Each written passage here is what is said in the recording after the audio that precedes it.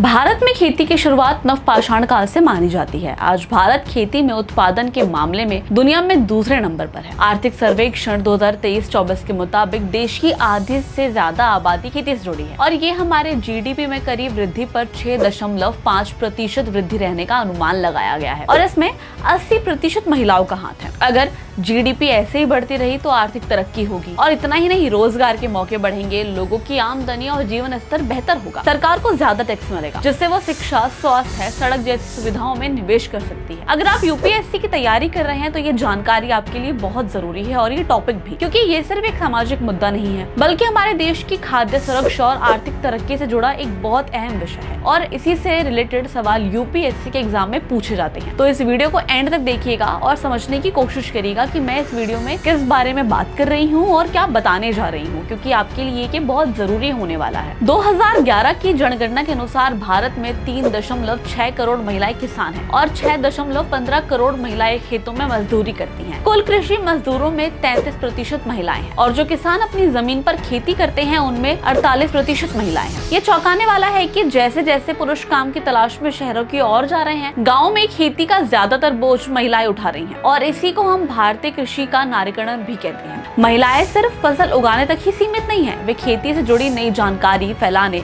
और प्राकृतिक संसाधनों में सही इस्तेमाल करने में भी बहुत मदद करती हैं।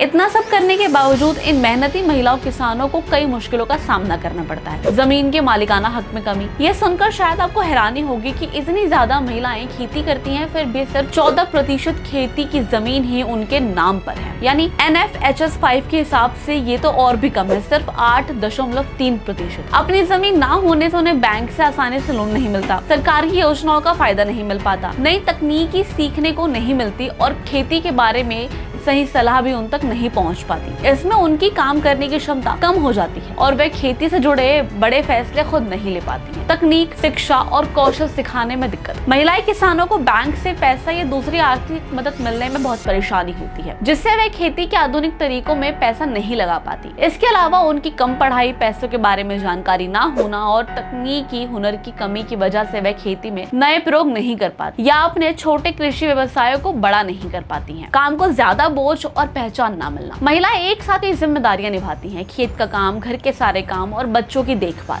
इस वजह से वो बहुत थक जाती हैं और उनके पास समय की कमी होती है। पशुओं की देखभाल करना, बीज बचाना और खाने पीने की चीजें तैयार करना जैसे उनके बहुत सारे जरूरी कामों के लिए उन्हें ना तो पैसा मिलता है और ना ही उनके योगदान को सराहा जाता है, क्योंकि ये सिर्फ एक सामाजिक मुद्दा नहीं है। कहीं आने जाने में परेशानी, गाड़ियों की कमी और बाजारों में होने वाले भेदभाव के कारण महिलाएं सही बाजार तक नहीं पहुँच पाती और अपनी उपज का सही दाम नहीं ले पाती हैं। सही जानकारी ना मिलने से वह व्यापार की पूरी चेन में पीछे रह जाती है, क्योंकि अगर सही जानकारी नहीं होगी तो वो सही रेट में चीजों को बाजार में जाकर नहीं बेच पाएंगी। जलवायु परिवर्तन से खतरा, बाढ़ और सूखे जैसी प्राकृतिक आपदाएं बढ़ने से महिलाएं किसानों की मुश्किलें और बढ़ जाती हैं। इससे उनके घरेलू काम भी बढ़ते हैं जिसमें खेती के लिए उनके पास समय और साधन और भी कम हो जाते हैं। अब भारत सरकार महिलाएं किसानों को सशक्त बनाने के लिए कई महत्वपूर्ण कदम उठा रही है। महिला किसान सशक्तिकरण योजना और कृषि मंचीकरण पर सब मिशन जैसी योजनाएं महिला किसानों के कौशल को बढ़ाती और खेती की मशीनें खरीदने पर छूट देती हैं, जिससे उनका काम करने की क्षमता बढ़े और शारीरिक मेहनत कम होती है। राष्ट्रीय खाद्य सुरक्षा मिशन के बजट का 30% हिस्सा महिला किसानों को मदद लेने के लिए रखा गया है ताकि देश में खाने पीने की चीजों की कमी ना हो और खेतों में महिलाएं की भागीदारी बढ़े। कुछ नए प्रोजेक्ट्स और पहल भी चले हैं, जैसे नागांव में जिले में एनेक्ट प्रोजेक्ट जो महिलाओं को खेती और मौसम विशेषज्ञों से तकनीकी के जरिए जोड़ता है, जिससे उन्हें हर हफ्ते जरूरी सलाह मिलती है। बाढ़ रोधी फसलों और बाजार से जुड़ाव को बढ़ावा देने से भी प्राकृतिक आपदाओं का असर कम होता है और महिला किसान को अपनी उपज का अच्छा दाम मिलता है।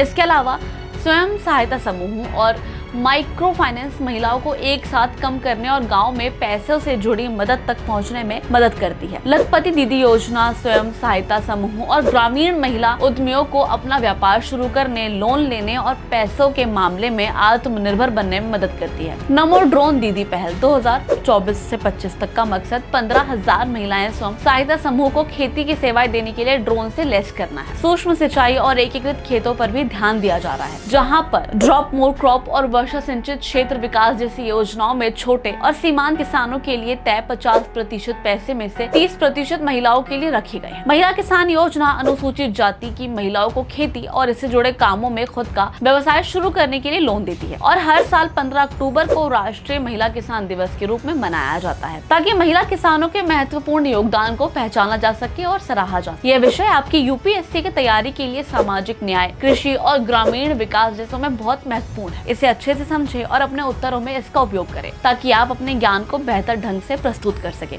ऐसी ही इंफॉर्मेटिव और एजुकेशनल वीडियोस के लिए अभी सब्सक्राइब करें प्रभात एग्जाम।